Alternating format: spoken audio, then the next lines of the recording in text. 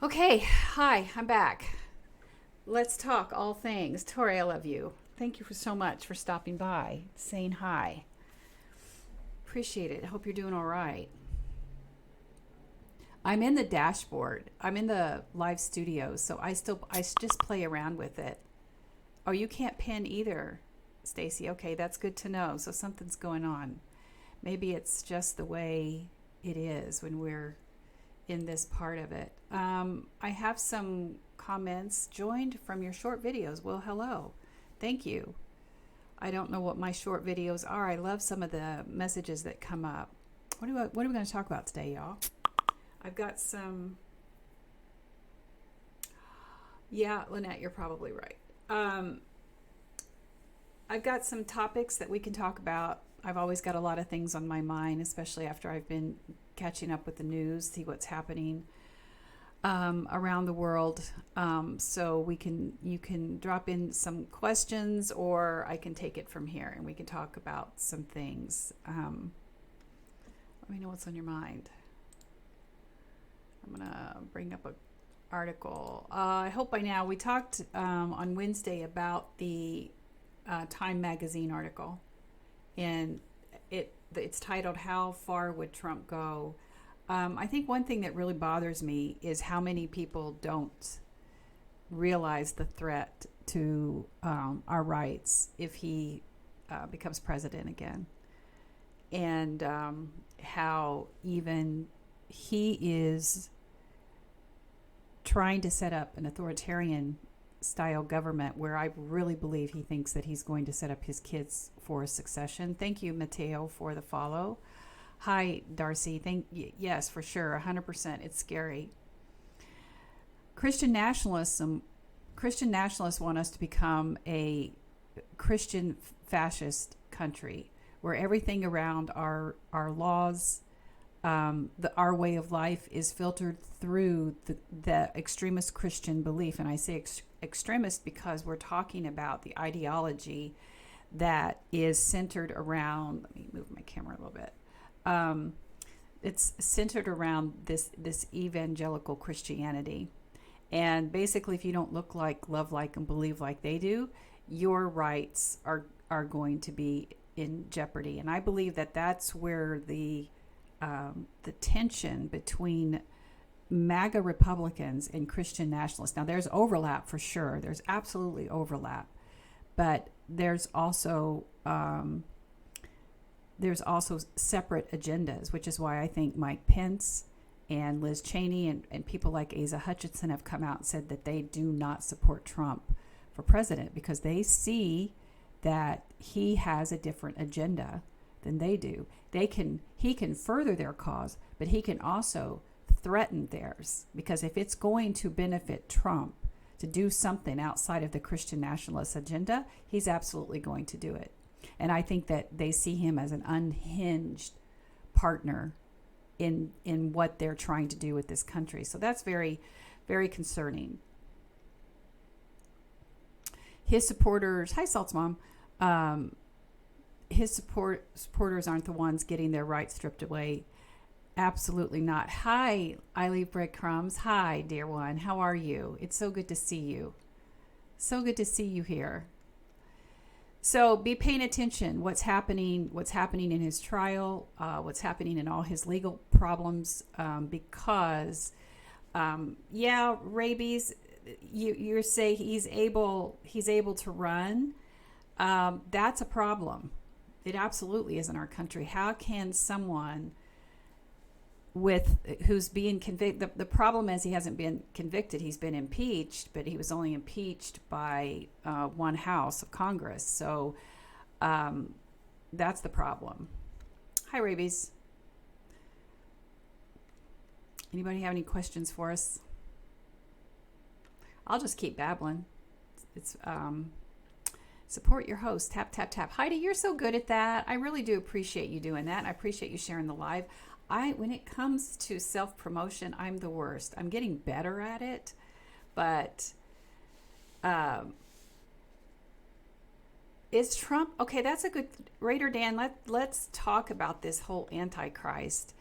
So in order to believe in the Antichrist, you're more than likely talking about like this notion of how we should believe in the book of Revelation. Is that where you're taking like that description of the Antichrist? Because I really do want to talk about this. Thank you for sharing the live, Stacy. Appreciate it. Okay, so I'm not here to challenge anyone's beliefs, but for many of us who have deconstructed from, y'all, I just accidentally closed the Slack channel, so give me a second. For any of us who have deconstructed, a lot of us have deconstructed from this notion that Revelation is talking about end times theology or the rapture. Heidi Ho, thank you for sharing the live. And the Antichrist reference that's in there, because many of us, we take this dive into scholarly research that shows that the book of Revelation was really apocalyptic literature that was written for the Jews at the time who had been displaced because of the destruction of the temple and Jerusalem. And at that time, Nero was suppressing them. So they had to write in code. So that whole book is about the destruction of Rome, the destruction of the Roman Empire. And the Antichrist, with the reference to 666 and all of that, was referring to Nero. And so when we talk in modern day about the Antichrist, I mean, for many of us, okay, Raider Dan, okay, very much so. Now we can go into a huge conversation, which I've promised to talk about this before. Raider Dan says he said Jerusalem was the capital of Israel. That's why many presidents before former President Trump, which is so hard to say. Doesn't that taste awful in your mouth just to even say it? Hi, Scott.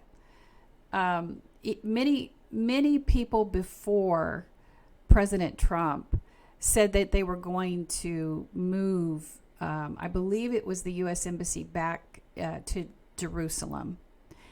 But you have to understand the difference between support of Israel and Christian Zionism, because pure Christian Zionism is really about looking at the revelation through end times theology. And basically what that says is that any Jewish people who don't convert to Christianity after Jesus establishes, it comes back to earth, establishes his reign in Israel, in Jerusalem, that they're going to be annihilated along with the rest of the world. So basically, it's your second opportunity to be saved, because the first opportunity is you're saved now, you'll be raptured up, and you'll escape all the apocalyptic things that are going to happen. So he is very much perpetuating this notion of end times theology that supports his base. Do I really believe that Trump thinks about the rapture? I don't think he gives a flip about any of that theology. And when you talk about end times theology and this whole Christian Zionism notion, that all of that is relatively new theology. So the very Christians who talk about the inerrant and infallible Word of God are actually glued to and beholden to a theology that's only several hundred years old. And if you're not sure about what that is, look up John Nelson Darby. Look up John Nelson Darby, who was really the creator and founder of that theology. And he was basically looking for, and some people say it was because he had a brain injury that he came up with this kind of theology. I don't know anything about that or not. But it's very interesting to see how you can say the Bible is infallible, inerrant, and never changing, but yet you're globbing onto a theology that's only a couple of hundred years old. But what it does is instill a fear-based theological element at a time when people were looking at ways to combat enlightenment. Because the age of reason was upon us. And so the way people all of a sudden are free to question, to doubt, and to even question their faith. Well, the best way to keep people in church is to be afraid. Oh, it worked? Let me see if I can see it. I can't see the pinned comment, Stacy. Scott, what are you asking here? Is there a Christian prophecy that says Christians will take Israel from the Jews? Yes, all of Revelation is, by some denominations, by some church denominations, Christian denominations believe that it's prophesied that the reason they support Israel's claim to that land is not because they're supporting Judaism. It's because they're supporting Christian Zionism, because they say that the rapture will happen, then there's going to be the tribulation years, then the new kingdom will be established in Israel, and then people who don't convert to Christianity, including the Jews, will be annihilated. So Jews have, the entire world has two opportunities to turn to be saved, which is now to be turned to Christianity now before the rapture, or if you miss it and you survive the tribulation, then you'll have time to convert before the establishment of the kingdom in Israel. And then if you're not, you're annihilated, because then it's going to be basically heaven on earth. And God returns to reign for 1,000 years. So yeah, that's why it's really weird when you're looking at the language behind all of these Christians. So when you hear, go look at what Marjorie Taylor Greene just said last week. Wait, maybe it was even this week. Let me see if I can pull up an article here.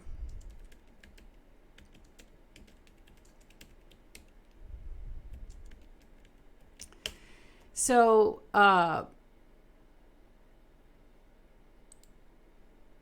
Mike Johnson proposed an anti-Semitism bill because of the protests across the campus.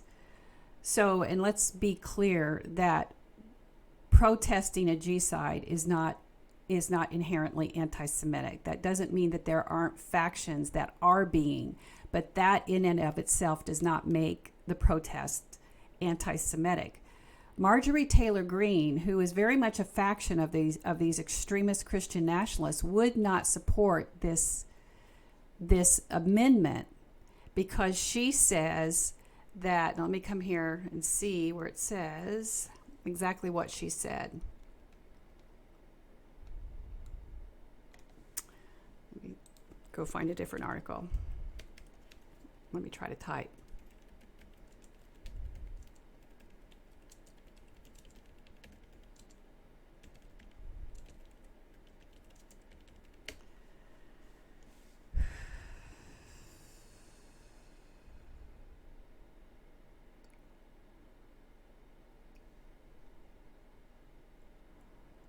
Yes, that's what I mean. Okay, so the headline on this article from CNN says Taylor Greene votes against. So you think you got a good deal on a one? Sorry, commercial started. Votes against bill to combat anti-Semitism, invokes anti-Semitic trope in her reasoning. Blue light system. What was the rest of your comment? I didn't see that. I see you saying something about who is our Christian anti-Semitic. Not all of them. I see what you're saying now. You're asking a question. Are Christians anti-Semitic by nature? Stacey, I can see that you're pinning a comment. I can't see it. I'm sorry. I wish I could see it. Oh, here it is. Thank you. I see it now. I can see it. I'm looking at the live through the backup account, and I can't see that. So that's what I'm getting ready to answer. But I want to go back to Charles. I am terrified of you, sweetheart. Absolutely terrified of you. Go ahead and block Charlie. Votes against. Okay, so Taylor Greene votes against bill to combat anti-Semitism, invokes anti-Semitic trope in her reasoning. So if you read this article from CNN, what she says is, why can't I get the article?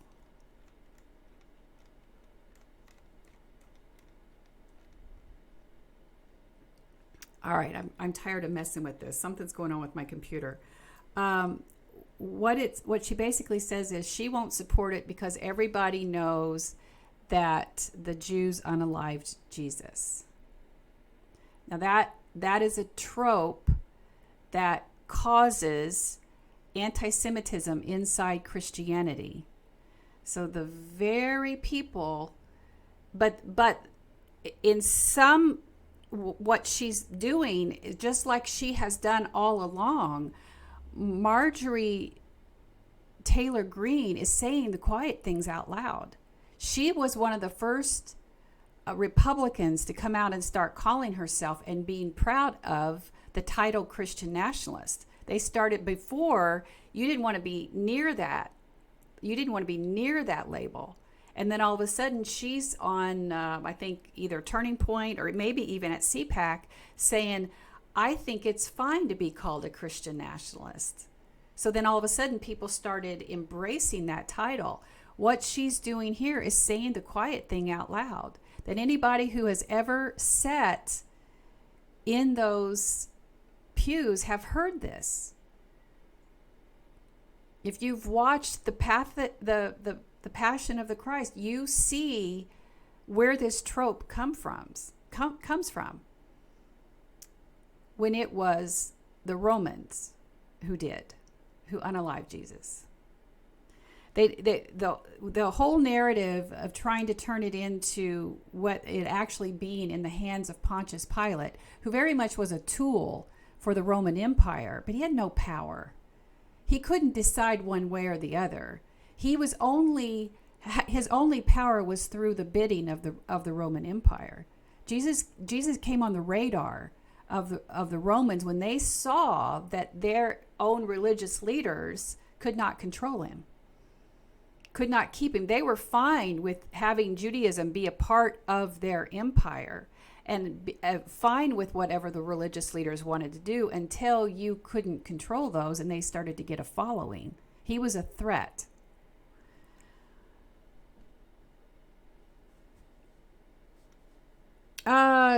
Scott says Jesus never existed is a great YouTube video, but 4 hours long. That would be something somebody should go watch. I'm not here to Raider Dan, she said, I'm a Christian and I'm a Christian nationalist, so let's call ourselves Christian nationalists. Yeah. She's very much proud of it, and in some ways she was right. I'm not saying she's right about Christian nationalism. Christian nationalism is a threat to our way of life. We will become a Christian fascist country.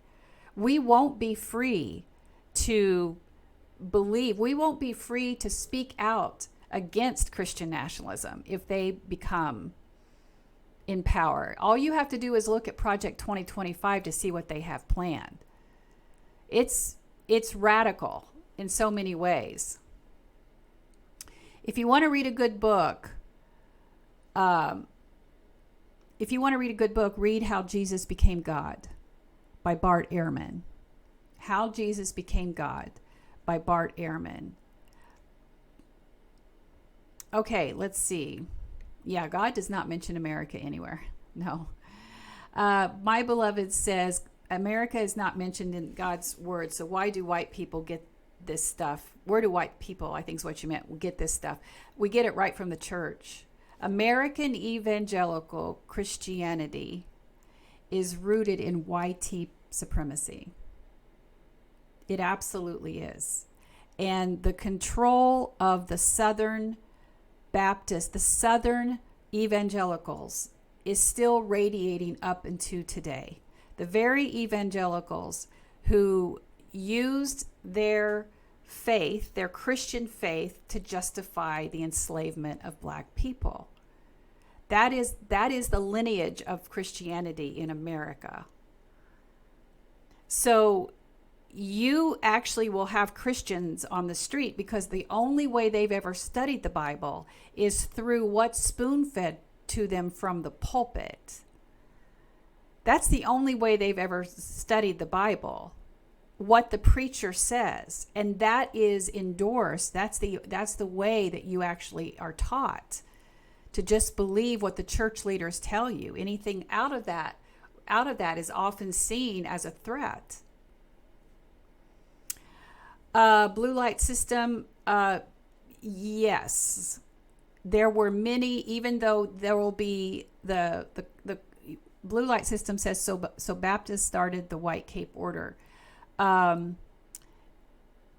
Yes, but there will be people who will push back on that and say it can't be proven that they were. However, it started in the Deep South, and almost 90% of people, let's just take Alabama, 90% of the people in Alabama alone, up into like in the 60s, were Christian.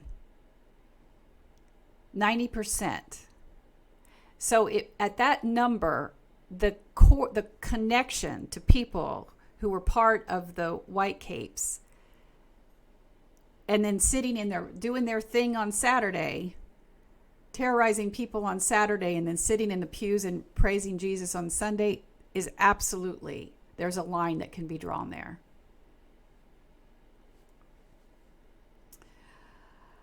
Or the believe in vain. My father is a retired Southern Baptist minister. Blue light says my father is a retired Southern Baptist minister, for sure.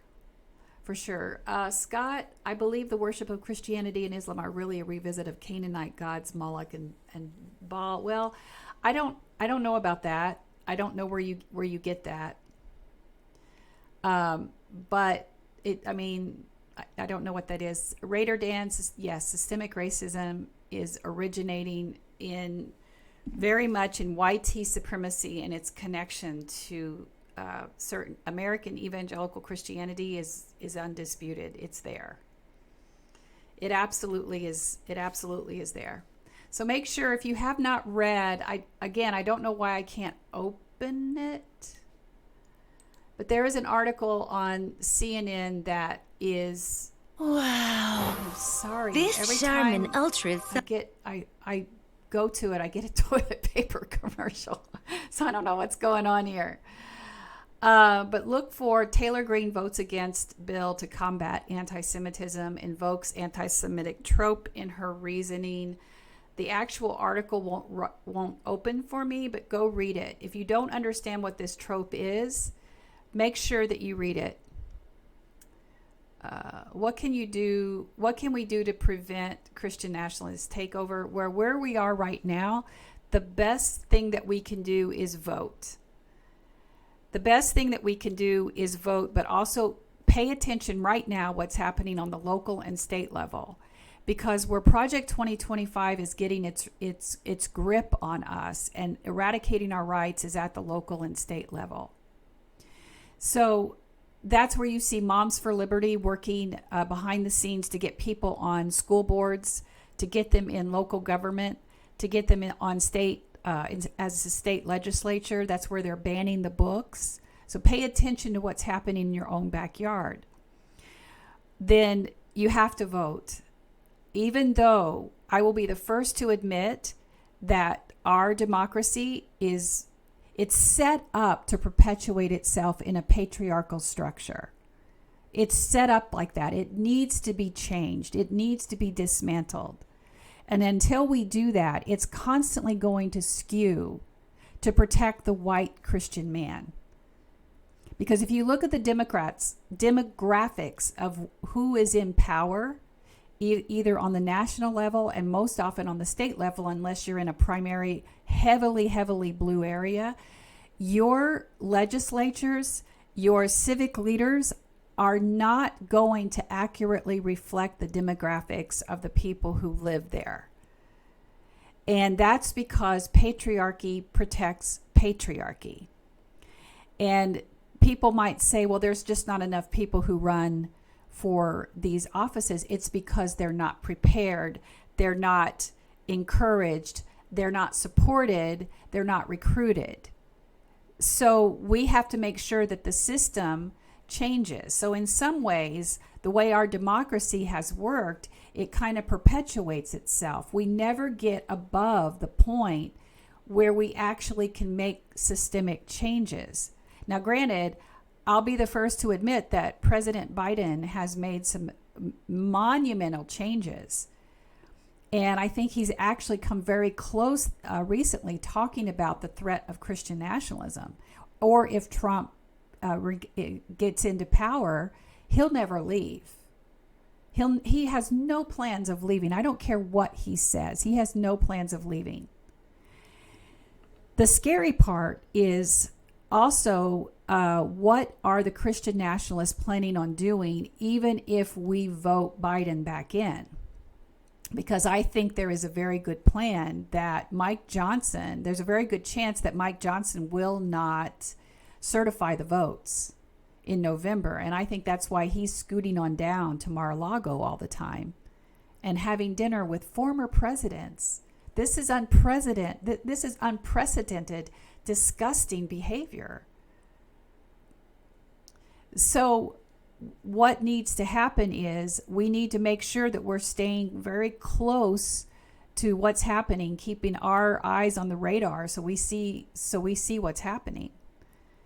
The other thing we need to do is start looking at how we are protecting people in these radicalized states, especially these deeply, deeply red states where people's rights are just being annihilated, from women's rights to the destruction of DEI, from calling, I'm not sure what happens if I say this on a live, but calling the BLM movement a hate group. That's very dangerous rhetoric that marginalizes the historically oppressed. Yeah, Michelle says Mike might be removed next month. I don't think he will. The Democrats have already come out and said we're gonna vote to keep him in, and in order for any vote to take him out, they have to rely on the Democrats working against them. And I think what's happening here, even though Mike is incredibly problematic, Mike Johnson is who we're talking about, he's at least a known. If you get somebody else in there like Marjorie Taylor Greene or like a Matt Gaetz, they're unhinged. They're completely unhinged. You got Matt Gaetz already on the floor of Congress saying to Mike Johnson, using words like this, he needs to surrender. That's tactical language. That is tactical language. Nothing they do is just a coincidence. They are using language that very much implies they're not afraid of violence. Well, thank you, Scott. That's sweet. Midge Magoo, serious question. How is it that you feel as a spiritual leader you should be dabbling in politics? I'm going to come back to that question. That's a good question. I just saw a bunch of, I want to make sure I caught everything. Our rights have to be taught from kindergarten on. Absolutely. Patsy says what comes next will be worse. Blue light, I disassociate when stressed. I'm not fit to serve. Yeah, I understand that. But, what can you do from the place where you are is what we have to ask ourselves. So Midge asks me, how is it that you feel as a spiritual leader you should be dabbling in politics? Well, I'll be honest, I hope I'm doing more than just dabbling, because the first thing I'm doing is educating myself so I can speak from a place of informing. Secondly, I'm not tied to any 501c3 or 501c4. So I can talk about advocacy and even talk about certain candidates if I want to. 501c3s are supposed to be political neutral, even though you can talk about causes and you can take a stand on social justices. And I'm going to park that, and we're going to come back to that because I want to talk specifically about churches.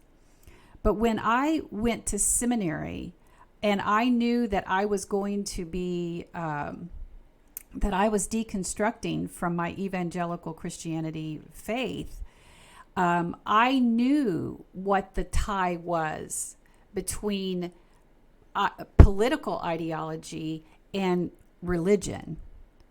Because if you don't think it's happening in church, if you don't think that that powerful indoctrination is happening right there in the Sunday school rooms, starting at 2 and 3-year-old, then you have never sat in some of these extremist Christian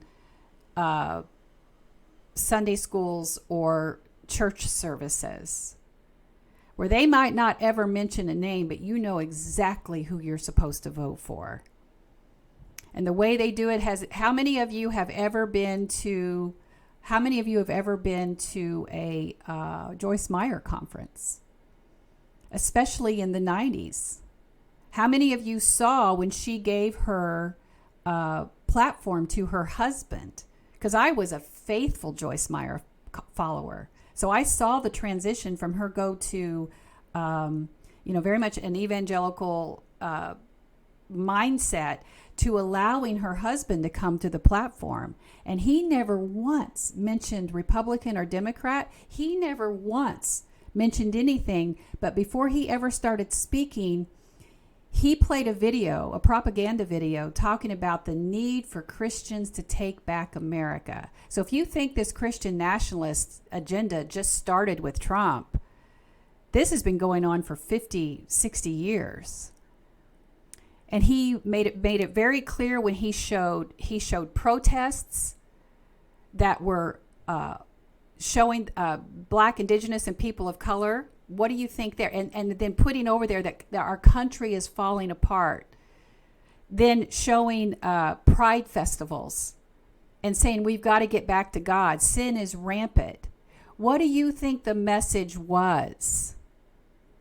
What do you think the message was? So my dabbling in politics is coming from a straightforward, factual place, when the gaslighting and the passive aggressiveness in those messages is so powerful and part of the indoctrination. And it's so effective because 9 times out of 10, the people who fear the LGBTQI plus community can't even identify why. But it's been so far part of their indoctrination that they just know that in order for this country to get back to God, you have to annihilate the rights of the LGBTQIA plus community, because somehow that's going to make God happy.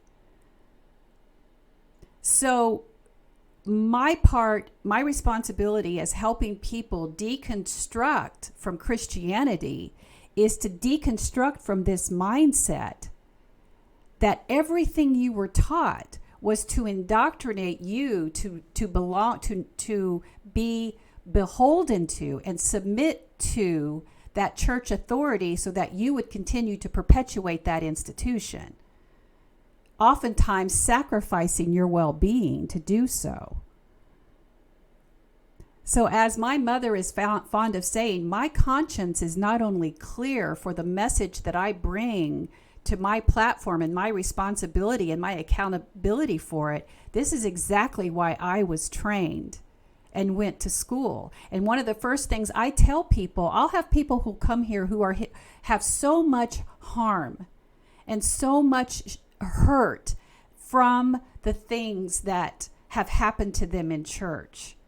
And they'll say to me, how do I know you're no different? How do I know I can trust you?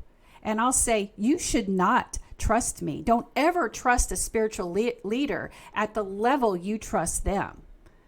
The people that told you that you needed to pray harder. The people that told you that God will love you more if you self-sacrifice yourself to the church and you give more and you tithe more. And that your prosperity was linked to how often and how much money you gave to church.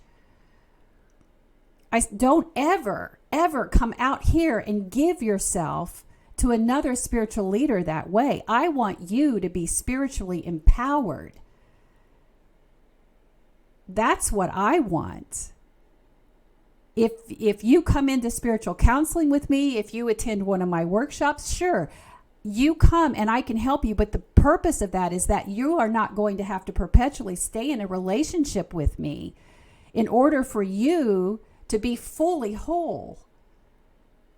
You learn what true discernment is. You learn how you were gaslit into believing that gratitude had something to do with how God was going to be pleased with you. And you learned that forgiveness was something that absolutely meant that you had to restore relationships because the church leaders were the ones who were harming you. And they had to make sure that you would never question their authority and their right to harm you. So, yeah, you got me on a soapbox, Midge, but this is the truth for me. And so I will continue to talk from a place of informed passion so that people understand, especially if you're deconstructing from Christianity, that you understand that you were indoctrinated to not only be a tool for Christian nationalism, but a weapon for it. And a big part of your Christian deconstruction is to understand that you have ideologies and racist tendencies that you have to dismantle. And that will impact then how you vote, because you either believe that the pie is only big enough for you and other people who look like, love like, and believe like you do, or you believe that you've been sold a bill of goods because there is enough for everyone to have health care, to have enough food, to have housing. That's the difference. And deconstructing from that helps you see that someone else's having the same rights as you does not minimize your rights. Nor does it mean that that your gatekeeping, how someone else shows up in the world, is not your inherent right as a Christian. You're not as spiritually and morally superior as what your religion compelled you to believe.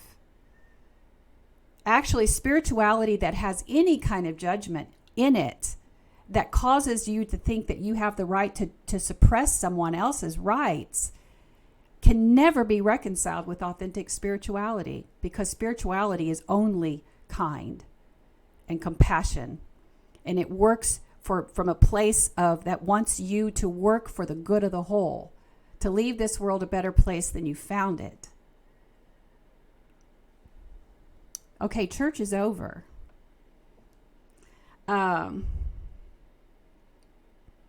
Yep. What have I missed? Everybody still here? Did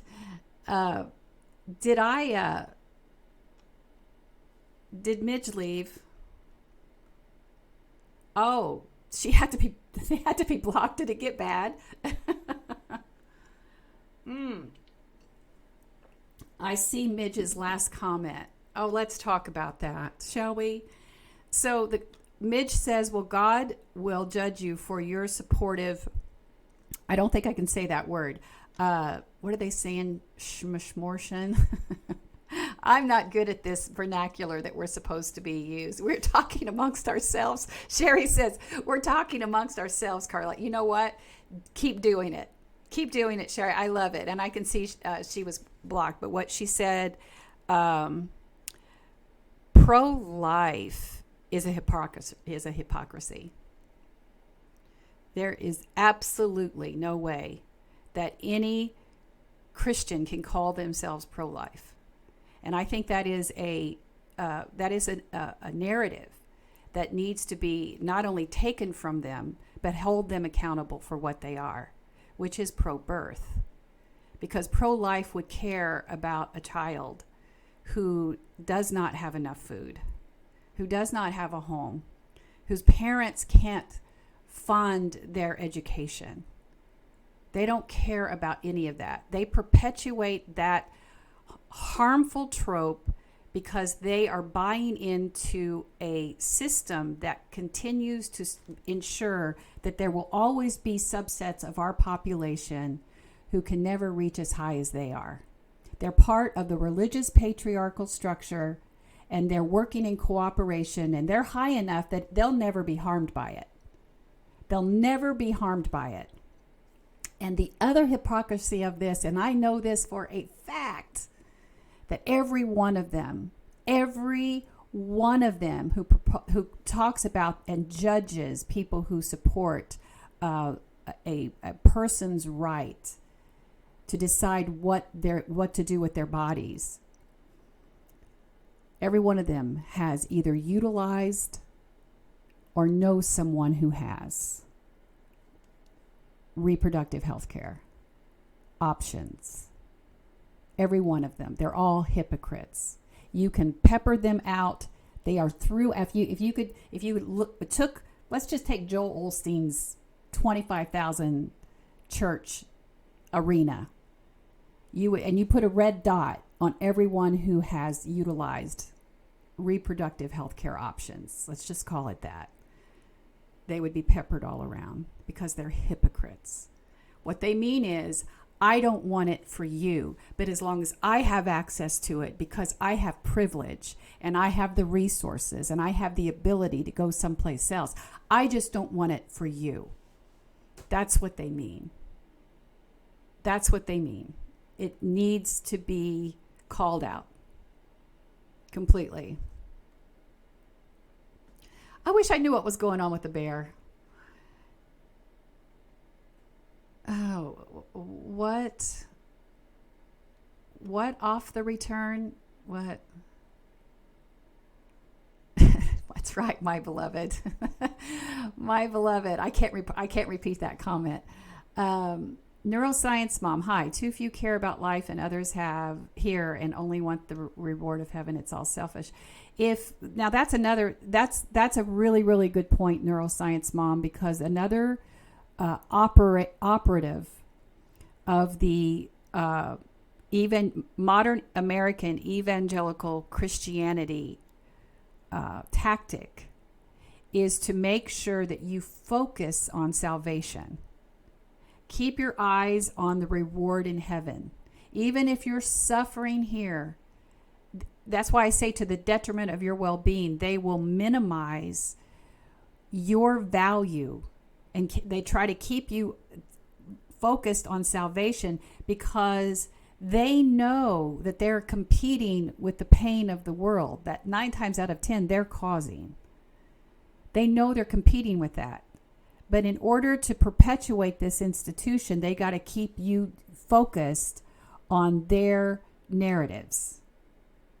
They don't want any competition from the outside world. So if we can say that, if we can turn pain and suffering in this world into being like, oh, just wait till your reward in heaven, Sister Karla, then you won't have this pain and suffering. Jesus loves you for where you are right now, even with all the things that are happening in the world. Just keep persevering. How many of you have heard things like that? Yeah. And anything you're suffering with is your fault too. Absolutely. Got to pray more, got to give more, got to work harder. Maybe instead of sleeping in on Saturday morning, you should have been at the church. I actually heard that from the pulpit. Heard it from the pulpit. So it happens. All right, y'all, we're at 50 minutes. I kind of went off there, didn't I? The funny thing about that, when that happens, first of all, obviously I needed to say something. I don't think people realize, oh, Shelley, I'm sorry. They discredited my severe depression. They absolutely will, because as sick as this is, depression, mental health challenges are a competition to the theology. Because if we have to prioritize your well-being, then all of a sudden you're elevated into and priority takes competition with the needs of the church. So you will hear preachers say you don't need Prozac, you need Jesus. That is absolutely what that means. But when people like Midge Magoo comes in and they say whatever they tried to do, which was like, how do you feel? They always start with this a carefully worded phrase. How do you feel as a spiritual leader about dabbling in politics? And what they think that's going to happen with those kinds of comments is that I'm going to enter into a dialogue with them. And what they don't understand is that someone who has deconstructed from this kind of gaslighting is going to see it as an opportunity to talk directly to you. To say, let me tell you why it's important as spiritual leaders have responsibility to talk about the threat to humanity. If my spirituality is not leading me to leave this world a better place than I found it, it's not authentic. If I'm hyper-focused on what my salvation is and I'm selfishly doing things here to ensure that will never be aligned with authentic spirituality. I should be working for the good of the whole. So then that person went crazy in the comments trying to get me to engage with them. Just like, in case you haven't seen, yesterday I did a response video from someone who said, Karla, I would love to debate you. And I think it was, you can go watch it. I called them. I said, this is why I won't debate, because the starting point's never going to be the same. When you've deconstructed from the literal translation of the Bible and you you walk a spiritual but not religious path, my starting point's different than yours. You're wanting to defend the veracity, the truth of the Bible. I don't see it that way anymore. I may be inspired by it, but I am not closing my eyes and opening up the Bible to a Bible verse to have it apply to my life. I don't do that anymore. So the starting point's different. So I use that as an opportunity. I talked over this person to talk to you, to help you understand, like, look, there's several ways you can look at this, but letting go of the need to defend your spirituality based on someone who's still using a literal interpretation and a weaponized interpretation of the Bible, you have to let it go. You have to be okay with the fact that your spirituality is serving you, and they're never going to understand it. And then all gloves went off. It didn't take, I think it took 10 minutes before he left the most vile comment. And then I had to block him for the same reason, because they still think that they have the right to judge, not only judge you, but control you. And they just get spitting mad when people want to stand in their truth outside of their control. That is their indoctrination talking to them. And when you're away from it, you can say, well, let me now use your anger as a teaching opportunity to make sure people understand and affirm their decision to leave that toxic theology behind, to leave that toxic religious patriarchy behind, because that continues to be weaponized and to harm you. So just see that for what it is. Anytime you get into a situation where you are over-explaining, they're doing it, they don't have respect for you. They already know where they're going to try to take this conversation. They don't have a right. They need to go do the work, set up their own platform and do the work. They're not going to hijack mine, because as I ensure to you all the time, this is a safe and sacred space. So I will absolutely annihilate them and take great pleasure in doing it. It's Friday.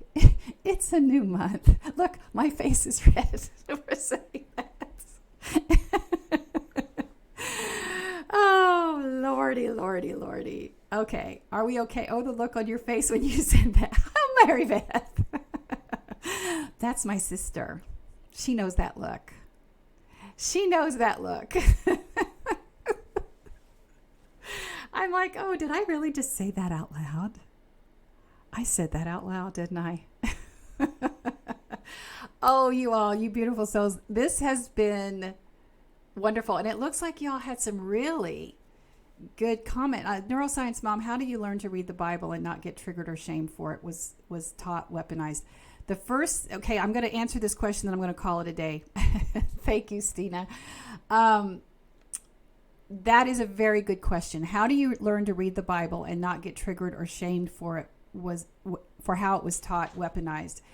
If the trigger is still there, don't read it, because you need to learn with a new set of eyes.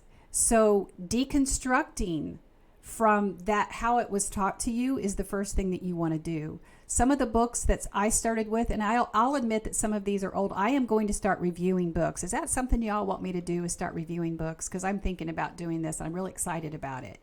But I am now getting requests from many people who have some books that are coming out, and they are amazing, absolutely amazing. So I'm going to start reviewing those, but I'm going to hold on to that for a minute, because some of them aren't even talking about their titles or anything, and I need permission to be able to do that.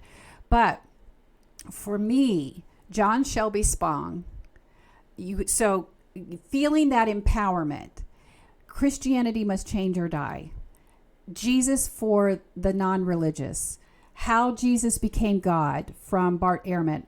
Lynette, are these still on? I just got God after deconstructing. Adopts cat, that needs to be a shirt. I just got God after deconstructing.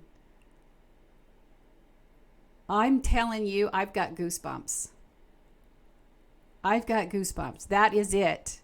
That is it. So yes, okay, thank you, Rachel and Tracy and Carla Ray. I will be adding, and who else said something? I think somebody else did.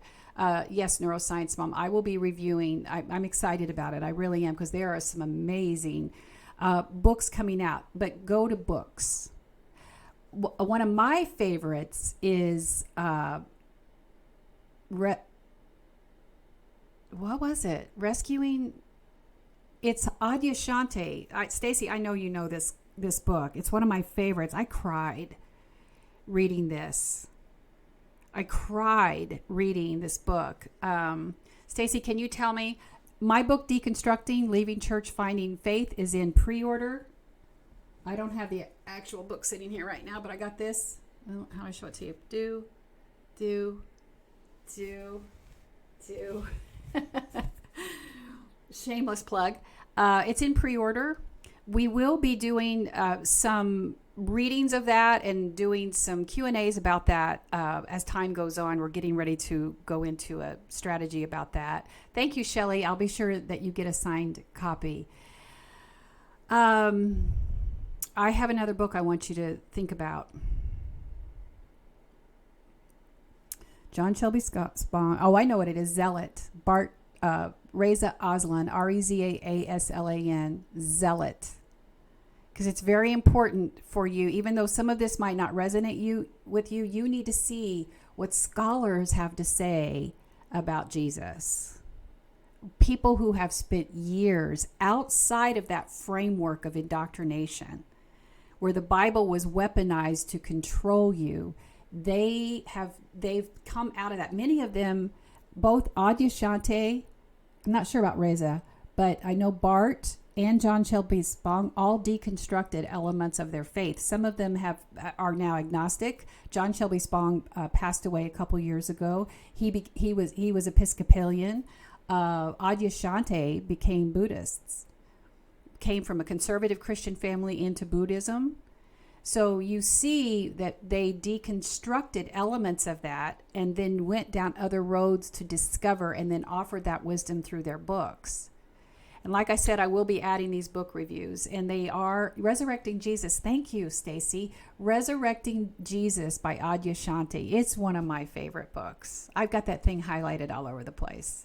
And I'm really excited about some of the ones that are coming up. Yeah, God is essentially a brick wall despite all prayers, so I struggle there too. Yeah, going back to what Adopt the Cat said, I just got God after deconstructing. It's really hard. I will tell you, I'm going to tell you, okay, I'm going to quit after this, I promise. I stopped using the word God when I left church, because I was so angry and bitter and confused, and I wanted nothing. Oh, it's okay. I'm enjoying myself. I wanted nothing to do with that God. And then it was my healing journey that allowed me to understand that the weaponization of that God was not the God that I was searching for. And that's why it wasn't until the day I was ordained that I actually returned to using God, because I now know that there are many paths and understandings to who or what God is. Now, people may assume that I'm talking about a anthropomorphized, patriarchal, masculine God sitting up in a chair, zapping to help me get a parking space. That ain't it. But I can say that now because I'm still searching for that divine mystery and that connection that's in me, that desire to want to be a better version of myself, to continue to work for the good of the whole. That to me is God in me. So that's the journey. And so the bitterness, I don't know how many people I talk to that say they're so ashamed or feel guilty about the bitterness. That's indoctrination talking in your ear. The bitterness is a gift. The bitterness is going to compel you to keep going. You will lose it. In its place is where you'll reclaim your spirituality, stand in spiritual empowerment, and find your truth. Trust me, it works.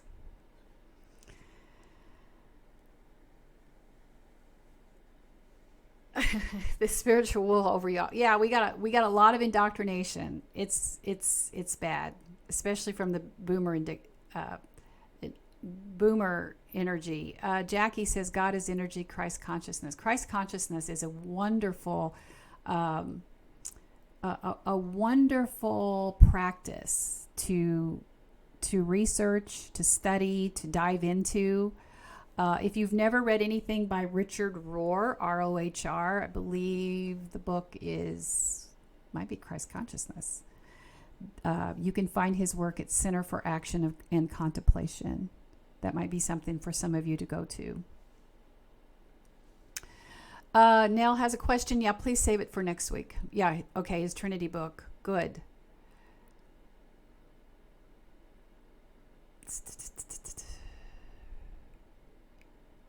Don't quit, pause. These are so good. Y'all, this has been so much fun. Thank you so very, very much. I don't know if I have any announcements. Next, on May 14th, I'm going to be teaching healing from religious, familial, and societal patriarchal structures. This is part of my Sacred Conversations series. I do 2 live teachings a month off of social media, where we go into a Zoom class and you can be a part of that. You can also access those through a recording if you can't make it live, but you can find more about those in my profile. And then on May 30th, I'm teaching about the paradox of gratitude, because what you were taught in church is not true. It was meant to control you. Don't forget, my book is in pre-order. We'll be back on Monday at 12 noon Eastern. This has been so much fun. I didn't know how much I needed this today. Thank you all so very much. Start saying bye to me so I know, because I know that there is a pause here. And I'll know that you see that it's time to say goodbye. Whew, my face is still red. Love to you all. Thank you. This has been wonderful. Bye for now.